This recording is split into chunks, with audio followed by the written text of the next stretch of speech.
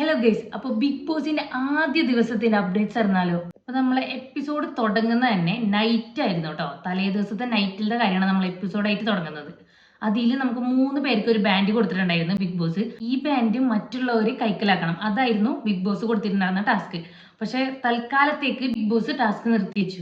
പിന്നെ അടുത്ത ദിവസം മോർണിംഗ് ആണ് കാണിക്കുന്നത്.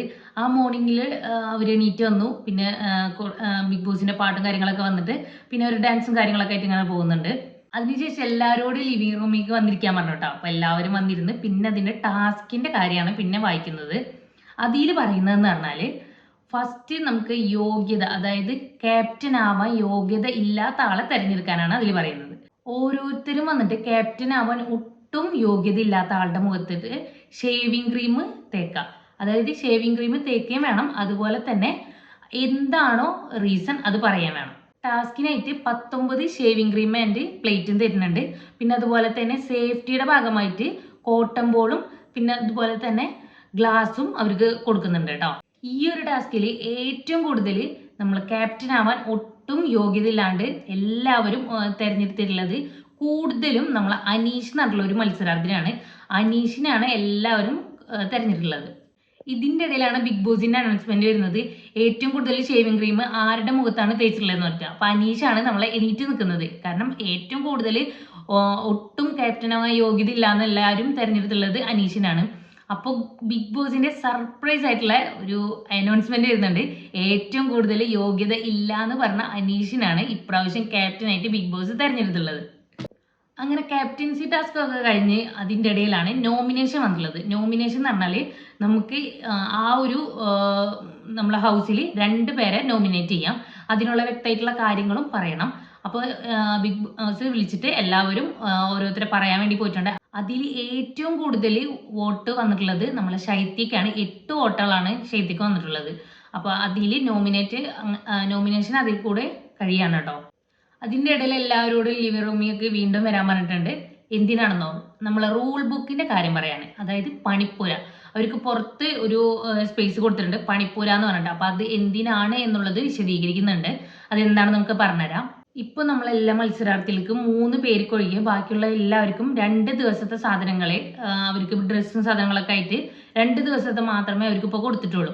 അപ്പോൾ ബാക്കി അല്ലാതുള്ളത് ഈ പറഞ്ഞ പണിപ്പുരയിലാണ്. അപ്പോൾ ഈ പണിപ്പുര എന്ന് പറഞ്ഞിട്ടുള്ളത് ഒരു ടാസ്കിലൂടെയാണ് അതിലേക്ക് വരാനുള്ളത്.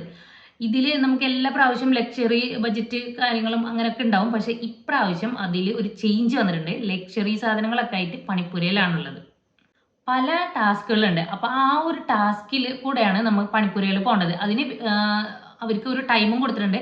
ആ ഒരു ടൈമിനുള്ളിലായിരിക്കും അവർ പണിപ്പുരയിലേക്ക് പോയിട്ട് സാധനങ്ങളോ ഓർ ലക്ഷറി സാധനങ്ങളോ, അതായത് അവരുടെ സാധനങ്ങളോ ലക്ഷറി സാധനങ്ങളോ ആയിരിക്കും അവർ എടുക്കേണ്ടത്. ബേസിക് റേഷൻ എപ്പോഴും ഉണ്ടാവും, പക്ഷേ ലക്ഷറി റേഷൻ എപ്പോഴും ഉണ്ടാവില്ല. ഇപ്പോൾ ഇവർക്ക് ഈ പറഞ്ഞ പോലെ 2 ഡ്രസ്സുകളൊക്കെ തന്നെ ഉള്ളൂ. അപ്പോൾ ബാക്കി ഇനി വേണമെന്നുണ്ടെങ്കിൽ അവരെന്തായാലും കളത്തിലിറങ്ങി കളിക്കണം. ഓരോ വീക്കിലും ലക്ഷറി പോയിന്റ്സ് അനുസരിച്ച് അവർക്ക് സാധനങ്ങൾ എടുക്കാൻ പറ്റുള്ളൂ. അതിന് വേണ്ടിയിട്ട് ഒരു നിശ്ചിത പോയിന്റ് ഉണ്ടാവും. അതുപോലെ തന്നെ ആഴ്ചയിൽ 2 ദിവസം മാത്രമേ ഇത് എടുക്കാനും സാധിക്കുകയുള്ളൂ. തനിക്ക് വേണ്ടിയിട്ടോ മറ്റുള്ളവർക്ക് വേണ്ടിയിട്ടോ ഈ ടാസ്കിൽ നമുക്ക് സാധനങ്ങൾ എടുക്കാം. പക്ഷെ ഒരു ടൈമിനുള്ളിൽ ആ സാധനങ്ങൾ എടുത്തിട്ടില്ലെങ്കിൽ ഏതാണോ എടുത്തിട്ടുള്ളത് ആ സാധനം അവിടെ വെക്കേണ്ടി വരും. അങ്ങനെയുണ്ട് കേട്ടോ ഇതിൽ. ഡ്രസ്സ് എടുക്കുമ്പോൾ നമുക്ക് ജോഡിയായിട്ട് മാത്രമേ ഡ്രസ്സ് എടുക്കാൻ പറ്റുള്ളൂ. പിന്നെ അതുപോലെ തന്നെ ഡ്രസ്സ് പുറത്ത് നിൽക്കുന്നവർക്ക് കൊണ്ട് എറിയാനോ അതായത് മറ്റുള്ളവരെ സഹായിക്കാനോ അങ്ങനെയൊന്നും ഈ ടാസ്കിൽ പാടില്ല കേട്ടോ. ഈ പണിപ്പുര ടാസ്കിൽ ഈ പണിപ്പുരയിലത്തത് ലാസ്റ്റ് ക്യാപ്റ്റനാണ് ഒരു തീരുമാനത്തിലെത്താം. ക്യാപ്റ്റൻ തീരുമാനിക്കും. അപ്പോൾ അവർക്ക് എന്ത് സാധനങ്ങൾ എടുക്കാം, എന്ത് സാധനങ്ങൾ അവിടെ വെക്കാന്നൊക്കെ ലാസ്റ്റ് ഡിസിഷൻ ക്യാപ്റ്റൻ്റെ ആയിരിക്കും. അങ്ങനെ നമ്മളെ ടാസ്കും പണിപ്പുരയും അതൊക്കെ കഴിഞ്ഞു വന്നപ്പോഴാണ് നമുക്ക് രേണുവിൻ്റെ തലവേദന. അവിടെ നിന്നാണ് പിന്നെ പ്രശ്നങ്ങൾ അവിടെ തുടങ്ങുന്നത്. ഉറക്കം ശരിയായില്ല, അതാണ് വഴക്കിന്റെ പ്രധാന കാരണം. ഈ തലവേദന എന്ന് പറയുന്നത് രേണുവിനും ഷാനവാസിനാണ്. ഈ തലവേദന എന്ന് പറഞ്ഞിട്ട് അവിടുന്ന് പ്രോബ്ലം തുടങ്ങുന്നത് തന്നെ ഇവർക്ക് 2 പേർക്കുള്ള തലവേദനയാണ്. നമ്മൾ ക്യാപ്റ്റനായ അനീഷ് ബിഗ് ബോസിനോട് പറയുന്നുണ്ട് രേണുവിന് തലവേദന ഉള്ള കാര്യം. പക്ഷെ നമ്മൾ ഷാനവാസിന് തലവേദന ഉള്ള കാര്യം അനീഷ് പറയുന്നില്ല. അവിടെ നിന്നാണ് പിന്നെ പ്രശ്നങ്ങൾ തുടങ്ങുന്നത്. കാരണം അനീഷ് പറയുന്നത് ഷാനവാസ് ഇങ്ങനൊരു തലവേദനയുടെ കാര്യം ഷാനവാസും മറ്റുള്ളവരും എന്നോട് പറഞ്ഞിട്ടില്ല എന്നാണ് അനീഷ് പറയുന്നത്. അതായത് ക്യാപ്റ്റൻ. ഈ ക്യാപ്റ്റനായ അനീഷ് അടിപൊളിയായിട്ട് ഗെയിം കളിക്കുന്നുണ്ട്. ഈ ഗെയിം ബ്രേക്ക് ചെയ്യാൻ വേണ്ടിയിട്ടാണ് അബിയും അക്ബറും ശ്രമിക്കുന്നത്. ഇങ്ങനെയാണ് ഗെയിമൊക്കെ പോയിക്കൊണ്ടിരിക്കുന്നത്. അടിപൊളിയായിട്ട് എല്ലാവരും ഗെയിമും കളിക്കുന്നുണ്ട് ഇതിനിടയിൽ. ഇത്രയൊക്കെയാണ് അപ്പോൾ ഇന്നത്തെ ഒരു ദിവസം നടന്നിട്ടുള്ളത്. അപ്പോൾ അതിൻ്റെ അപ്ഡേറ്റ്സ് ആയിട്ടാണ് ഞാൻ ഇന്ന് വന്നിട്ടുള്ളത്. അപ്പോൾ ഇഷ്ടപ്പെട്ടാൽ ലൈക്ക് ചെയ്യുക, ഷെയർ ചെയ്യുക, സബ്സ്ക്രൈബ് ചെയ്യുക. നാളെ ഇനി രണ്ടാമത്തെ ദിവസമായിട്ട് ഞാൻ എന്തായാലും വരുന്നതായിരിക്കും. അപ്പോൾ കുറേ കാര്യങ്ങൾ ഇനിയും വിശേഷങ്ങളായിട്ട് വരുന്നതായിരിക്കും. ലൈവിൻ്റെ കാര്യങ്ങളും ബാക്കിയെല്ലാം ഞാൻ ഇതിൽ കൂടെ ഇൻക്ലൂഡ് ചെയ്യാം. അപ്പോൾ നാളെ വരാം. ബൈ.